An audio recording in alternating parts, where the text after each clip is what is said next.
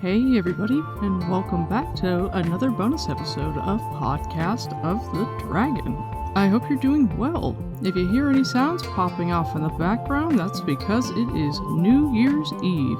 There's about an hour left counting down here on the West Coast before it is 2022, so I just wanted to get this little bonus minisode recorded and get it out to you. I have been awfully silent on the podcast front over the last 6 weeks or so because the show has been out. I hope you've been enjoying the show. If you haven't, sorry about that. Overall, I think it's been pretty good. You should check out my YouTube channel. There's a link in the show notes. If you've liked the show or liked it at least well enough to have wanted to keep watching it, I've done react videos about it. And I've got one more to put out about episode 8. It's going to be more of a review rather than a react, and probably we'll do some more videos off and on just to do a little bit more deconstruction, and I'm just going to try to have a bit more of a YouTube presence. But it is time for me to be back doing content for the books, and so I'm going to jump back into the Shadow Rising by doing this minisode that I've been contemplating for quite a while. And honestly, I've been working on the notes for it while I was doing react videos for the show. And one of the reasons that I wanted to do this particular minisode is because Elayne is one of my favorite characters, and I do plan on doing a character study of her later on, probably towards the end of my episodes for this book. And I do not want to sully a well-rounded episode about Elayne and her arc up to this point in the book series and her strengths and weaknesses and everything that makes her great with any kind of a discussion about her relationship with Rand. Unlike a lot of folks, I actually think that there is a very real foundation to Elayne's feelings for Rand, but their relationship is the least interesting thing about her, so I figured rather than talking about it, except in the most tangential way if it is relevant, in any kind of an episode about her, I'm going to make their relationship the focus of its own minisode. Elayne and Rand's few days in the Shadow Rising together is the only time that we really get to see their relationship, beyond a lot of agonized inner narrative and confusion that they both torment us with, and then their single night together that happens in Book 9, 8 or 9 months after they first come together in the stone.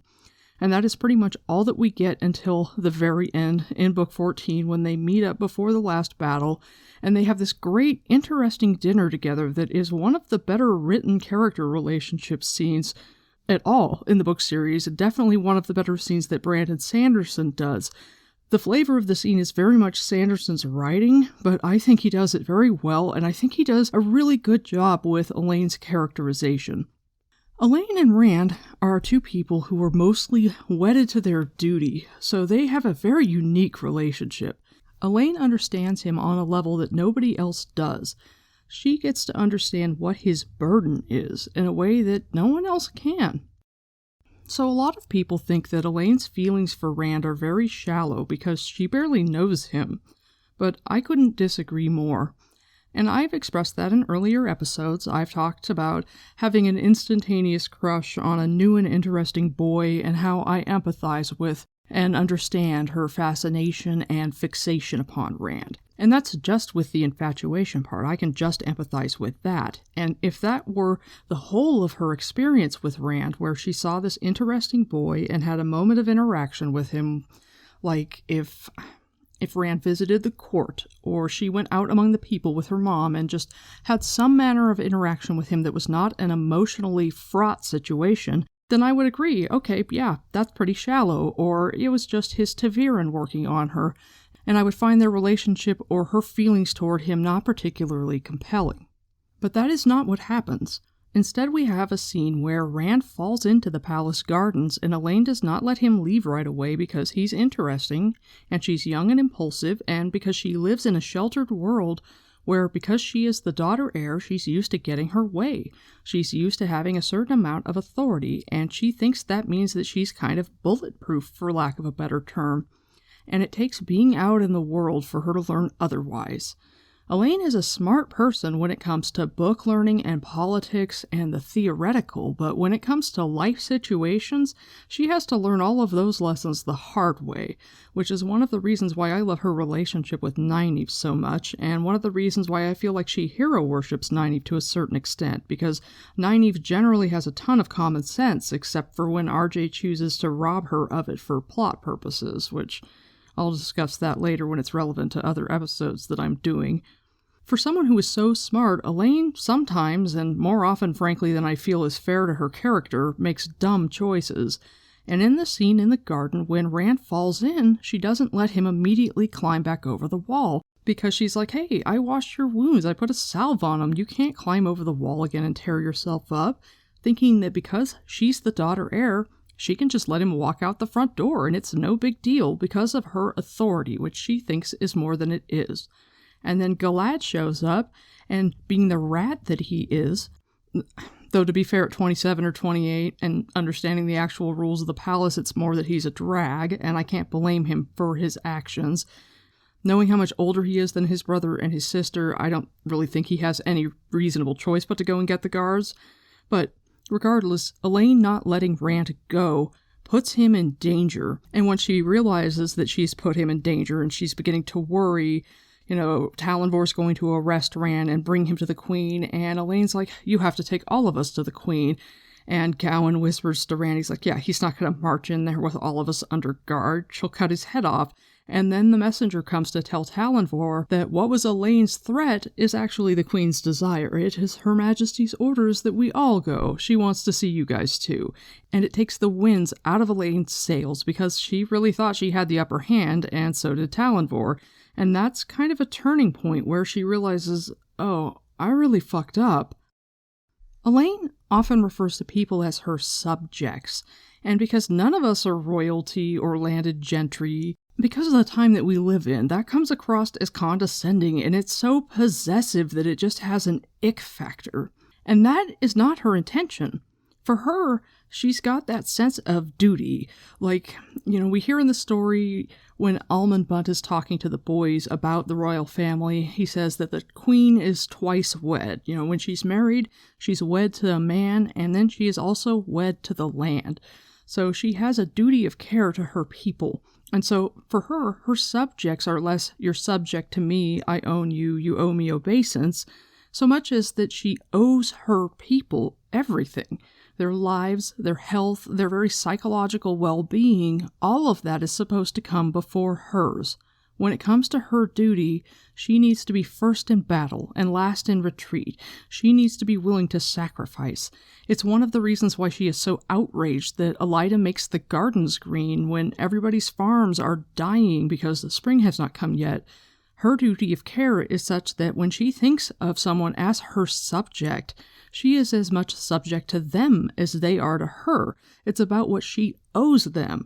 And even if it sounds condescending to us, it's not condescending at all to her. It's like, this is someone I am supposed to care for. This is someone I am responsible for. I have a duty to this person. And she took responsibility for Rand in that moment. He fell off the wall because she spoke to him. She startled him. And so immediately she had an obligation to him. And Elayne takes her obligations seriously. In Book 4, when Egwene chooses to stand aside, they're all in the Stone of Tear, and she's like, hey, I love him like a brother, if you want to be with him, go for it. Elayne says, this was all supposed to be different, she sighed. I thought I would meet a man, learn to know him over months or years, and slowly I would come to realize I loved him. That is the way I always thought it would be. I hardly know Rand. I've talked with him no more than 6 times in the space of a year, but I knew I loved him 5 minutes after I first set eyes on him. Now that was foolish, only it was true, and she did not care if it was foolish. And so, it is foolish, and she acknowledges it, and if she were 44 like I am instead of 18 or 17 as she was when Rand fell into her garden, she would know the difference between loving someone and caring about them. My wife and I knew each other. We were co-workers, so we had a friendly work relationship, but what set us on our path toward being together was an emotionally impactful event, where her grandmother had died, and so our boss had her go sit in an unoccupied room to wait until her ride came. And our boss came to me and was like, hey, Abby's grandmother died. Can you please bring her her coat and her bag and check on her? Because I've got a meeting to go to. And I was not happy about this because I'm an unintentionally, occasionally insensitive person, partly because I use humor to deal with sadness. And so I was afraid that I would say something insensitive to upset this person that I actually quite liked as a coworker and liked as a human being. But my boss, who I had been friends with for years before we worked at this place and therefore knew my weaknesses, shamed me into going and doing it. And so I went with this bag in one hand and this coat in the other, quite upset with my boss. But I remembered I was thinking, I really like this person and I don't want to say something to make her upset. What should I do? What should I do? When I'm really, really upset, what does my therapist do? And I thought about it, and I was like, when I'm most upset, she doesn't say anything. She just kind of sits there, and, I've actually spent time thinking I'm paying for this as I'm sobbing in her office, and she's just sitting there. But when you look at it, it's kind of like there's something to therapeutic silence and just sitting with someone. And so I went and I sat with my wife, and we just kind of had a moment where when she started to talk, we had a conversation where we shared some really personal things, and it was very emotionally impactful. And I did not walk away from that thinking that I loved her. I walked away from that knowing that my life had changed and that she mattered to me. And that was different. I'm like, this person matters to me, and I have a duty of care here at this point because something very emotionally impactful happened between us. So I need her to know that I'm here for her if she needs me. I need her to know that if she is stranded in the middle of the night somewhere, she can call me and I will come and get her. I need her to know that because we have at this point shared something in a really sad moment and had an emotional connection, almost like a trauma bond. And what happened between my wife and me was not a trauma bond like the situation that Elayne has with Rand, where she realizes, oh shit, I have put him in so much danger, because they get marched into the throne room. And, a couple episodes I read out that scene where Elayne focuses on Rand like he's some kind of piece of prey or something. And, Elayne isn't exactly afraid of Elayne, and I think part of that is just the strength of will of her mother, her sense of invincibility because she's the daughter heir, and Elayne's need to tread carefully so as not to piss Morghese off. I think that's the only reason she's not frightened of her. And I think that's one of the reasons that Elayne is so resentful. She had to put herself in the advisory capacity to an incredibly strong queen who cannot be bullied and is difficult to manipulate. So while Elayne doesn't like Elayne, she doesn't really fear her. At least not until this scene where she realizes that, oh, fuck, this young man is close to being imprisoned and possibly killed. Who knows what Elayne is going to do here, and if that happens, it's my fault. And the fear she must have felt, because Rand is looking at Elayne, he's looking at the queen, so you don't get a description, because you're in his head, of Elayne's face. But I imagine her just standing there, I imagine her position of feeling a sense of guilt and fear and responsibility, and just like, what have I done? I fucked up. Oh, Light, I should have let him go back over the wall. And just the sense of recrimination and wondering how can she fix it. So she throws herself on her knees at her mother's mercy and it's just like, I beg you, don't harm him. He wanted to leave. He would have left right away if I hadn't stopped him. I can't believe he's a dark friend. He didn't want to be here. He didn't try to be here. He tried to leave. Please. And fortunately, it all came out well in the end, at least as far as she can tell. And so when she walks Rand to the gates afterwards, once the queen releases him, they leave it on kind of a light note. It says, "It is the custom," Elayne said, "to escort guests as far as the gates, but not to watch them go. It is the pleasure of a guest's company that should be remembered, not the sadness of parting." "Thank you, my lady," Rand said. He touched the scarf bandaging his head. "For everything. Custom in the Two Rivers is for a guest to bring a small gift. I'm afraid I have nothing. Although," he added dryly, "apparently I did teach you something of the Two Rivers folk. If I had told Mother I think you are handsome, she certainly would have had you locked in a cell." Elayne favored him with a dazzling smile. "Fare you well, Rand al'Thor." Gaping, he watched her go, a younger version of Morghese's beauty and majesty. So she flirts with him a little bit as she leaves, and it's kind of a cute scene. And it's emotionally impactful. I imagine her feeling giddy and relieved as she walks away from there, feeling a sense of duty toward him, and feeling like he matters to her. And, that's real. That is real. And so it makes sense that she thinks about him constantly afterward. It makes sense that she's carrying him around with her. I felt, after I left my wife the day her grandma died, like I was carrying her around inside me everywhere after that. And I didn't realize what it was. It didn't feel romantic. It just felt like a duty of care. But because Elayne's a teenager and thinks this boy is handsome and isn't in the middle of a divorce and isn't dealing with a bunch of baggage and not looking for romance and just not... My wife wasn't my type for a number of different reasons, so I wasn't looking at her that way. But Elayne is looking at Rand that way. Rand is interesting. Rand is an attractive young man, so she looks at him. He dings all kinds of bells for her on a level where she sees him and immediately thinks boyfriend material, and just walks away from that, carrying him with her. And he matters. And so she calls that love, even though she acknowledges later that she barely knows him. And so it's more that she wants to love him. And there is a danger when relationships are built on emotional trauma that, though they are real, they can be really shallow. There's something between Elayne and Rand, but at this point it lacks depth. She doesn't really know him, but she can't stop thinking about him, and she really wants to know him because she cares about him a lot. And that's relatable. So once we get into the Shadow Rising, Elayne finally manages to get to be with Rand. And she chooses Rand not because she saw him and had a vision that she would be with him, which made her fixate on him. Not because she went through a ter'angreal and saw her future laid out before her, and a vision of, boning down with him in a sex igloo, and then was in a constant proximity with him and had to fight all those angry emotions, including knowledge of a future that she did not want. She just had a moderately traumatic event go down where she felt a great deal of responsibility, and it left her really caring about him and caring about what happens to him. He mattered to her. Even if she did not truly know him enough to love him, she was left in a position where she wanted to know more and wanted to be able to love him, because she already had the strength of those emotions there. And that is so real. And so I feel like the genesis of their relationship is much more grounded in reality than the others. And, I did explore in a minisode on my Patreon about how Rand and Min had their feelings develop between each other off-screen between Book 2 and Book 3. And we don't get to see that, but it's there.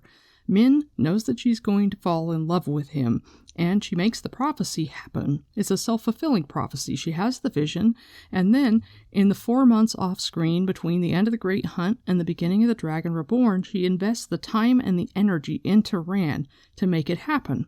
And somewhat similarly, Aviendha goes through the ter'angreal and Rhuidean and sees that she's going to be with him, but then she falls in love with him during the time that they're forced to be constantly interacting with each other, even though she doesn't seem to like him very much.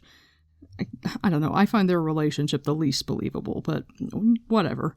But I find far more compelling the fact that Elayne's interest is based upon a realistic event that could conceivably happen, even without a scary magical woman who can see glimpses of the future trying to hold on to Rand so she can keep him in a cell in the hopes of having more foretellings.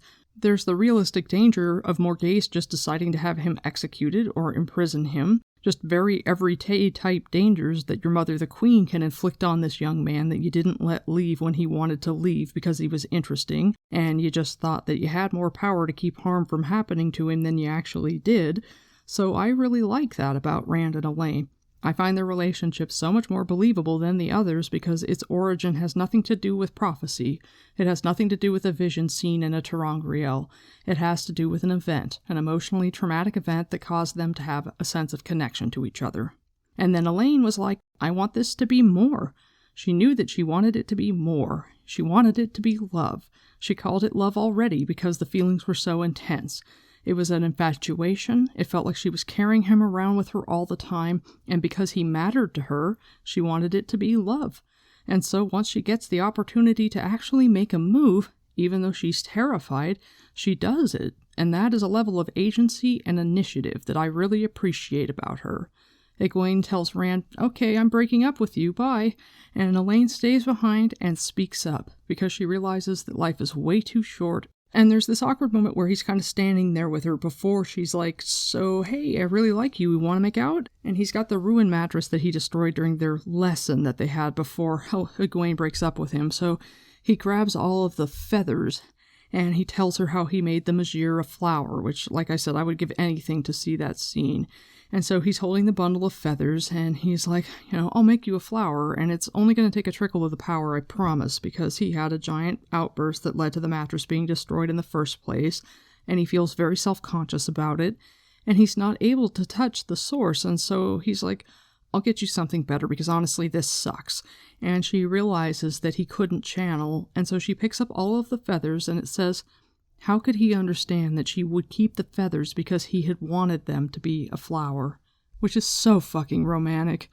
That's like deep level feels romantic because, yeah, it's the intent that matters, and that's totally something that I would do.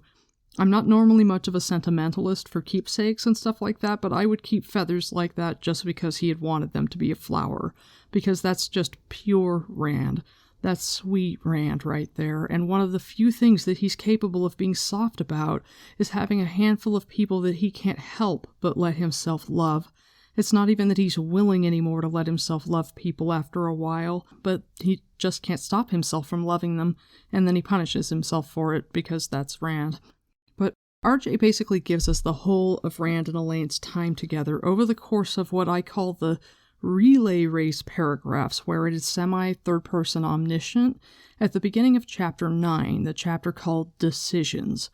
My accompanying bonus episode on Patreon for episode 29 was about the writing in this series of paragraphs, because it starts out with a bit of omniscience talking about the Terrans and how they spend the series of 3 days, and then it passes off the point of views with no page breaks, and so there's a certain level of omniscience to the flavor of the writing.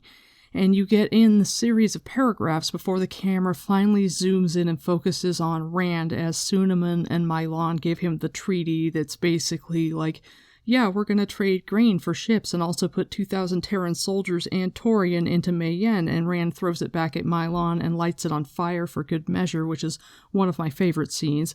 So when the baton of point of view gets passed to Elayne, it says, whenever Rand had a moment to spare, the daughter heir just happened to be close by to talk or simply walk, holding his arm, even if it was only from a meeting with some High Lords to a room where others waited, or to a lightning inspection of the defenders' quarters. She became quite good at finding secluded corners where the two of them could pause alone. Of course, he always had Aiel trailing after him, but she soon cared as little for what they thought as for what her mother would. She even entered a sort of conspiracy with the Maidens of the Spear. They seemed to know every hidden nook in the stone, and they let her know whenever Rand was alone. They seemed to think the game great sport. The surprise was that he asked her about the governing of nations and listened to what she said. That she wished her mother could see. More than once Morghese had laughed half despairingly and told her she had to learn to concentrate. Which crafts to protect and how, and which not and why, might be dry decisions, but as important as how to care for the sick. It might be fun to guide a stubborn lord or merchant into doing what he did not want to while thinking it was his own idea. It might be warming to feed the hungry, but if the hungry were to be fed, it was necessary to decide how many clerks and drivers and wagons were needed. Others might arrange it, but then you would never know until it was too late whether they had made a mistake. He listened to her and often took her advice. She thought she could have loved him for those two things alone. And that's brilliant. That's a brilliant bit of writing to let you know that, yeah, they're pausing in corners, they're making out, and they're developing a relationship, and they're talking.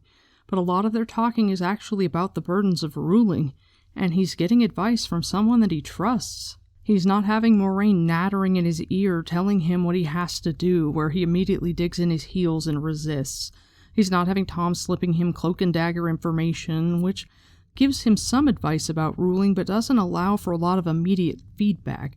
This is much more basic. It's filling in the gaps. He's asking questions about problems where he has genuine gaps in his knowledge, and there's no worry about asking her because she is someone with no agenda but just to help him succeed because she cares about him, and she cares about people, and because she cares about the last battle. And it's an opportunity for her to kind of flex her knowledge because she knows this stuff. I've been learning this stuff my whole life, so yeah, here's what I've learned. Here's what I've learned, and here's what I've learned, you know? So you should do this, and this, and this, and this. And this information is so helpful to him. And that is an intellectual relationship, and it's one that's special, it's cerebral, and it's unique.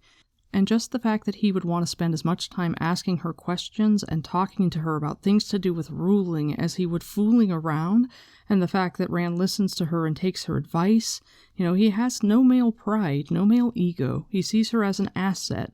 This is a person who's been trained to rule and understands a lot about running a country because she's been raised so that she can do it someday. A valuable font of information with no ulterior motive except, hey, can we stop and make out a little bit and then you can ask me some more questions about running a country? She's an important resource, and he really likes that. And I think the most precious thing to him is that she understands him as the dragon. She can love Rand al'Thor and the dragon at the same time. She knows being the dragon doesn't make him any less human. He's not a giant entity that's larger than life, because she's just a person too, who will be a queen someday. She's a daughter heir and will be a queen, and she knows the burden of duty that's involved with that, but it doesn't make her less human. So she doesn't look at him and see the dragon.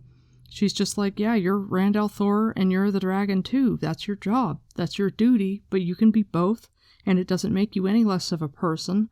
It doesn't make you any less genuine. It doesn't change the fact that you're uncertain. It doesn't change the fact that you can make mistakes. It doesn't keep you from feeling small and scared and self-conscious.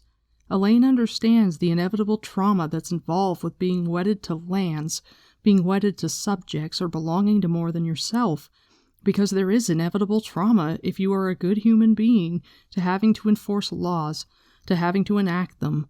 Like in Lord of Chaos when Rand ends up having to have Mangan hanged because he breaks the law and kills someone, and Rand has to enforce the laws fairly, because if he favors Aiel, it looks bad with the Kyrian and the Terrans, and so he has to, as much as he likes Mangan, hang him for killing someone. And so because Rand is a good person, that is traumatic. If you are a good person, there is trauma inherent in ruling, because you have to do things that you do not want to do. You have to do things that don't make you feel good. It's inevitable. When it comes to the ruling of a country and the ruling of nations, someone's always going to get hurt. And if you're a good person, you try to rule so that the least harm happens. But it's just inevitable. There's always harm somehow, and that is traumatic if you're a good person, and Elayne understands that. So while what Rand and Elayne have is just this short period of time, and we don't get very much of it, and their thoughts about each other afterward are really immature and really confused, and partly that's because Elayne writes her 2 letters, which I get, because they have this miscommunication. It never occurs to her that he's worried about her safety, so when she tells him that she's leaving, she has to go to Tanchico after the Black Aja, because that's her job. As much as she loves being with him, she can't stay with him. That's just her duty, and that's how it is. And she knows that because she was raised to be a queen, so she goes to tell him, and he's relieved because he's like, she'll be safer away from me, and she assumes that he's relieved because he's not that into her, and she's already poured everything into this letter in the hopes that what they have had over those few days meant as much to him as it did to her, and if he sees that she's committed those feelings to paper, he'll feel more invested, and upon misinterpreting his relief at her going, she's like, now I look like a giant asshole, and I get that. It's so teenage, but it's also so relatable to want to try to have that back because you feel so vulnerable and you thought you were wrong about what the other person wanted. And RJ did that so that Rand wouldn't look like a total asshole when he fucks Aviendha, because it's sort of like if Elayne had given him the first letter and poured her heart out and not sent the second letter so that he's utterly confused, either he won't fuck Aviendha or he'll look like a shithead when he does. And so that confusion and that ambiguity is more or less the purpose of the conflicting letters, but the consequence is Elayne looking silly, and I would hate it, like intensely, except that it's kind of believable. I can get it. She's young enough to be capable of being that silly in a moment of being deeply hurt. And, you can't take it back. Once you send that text, you can't take it back, even if afterwards you could kick yourself for it. Because you know that she wishes she hadn't sent that second letter.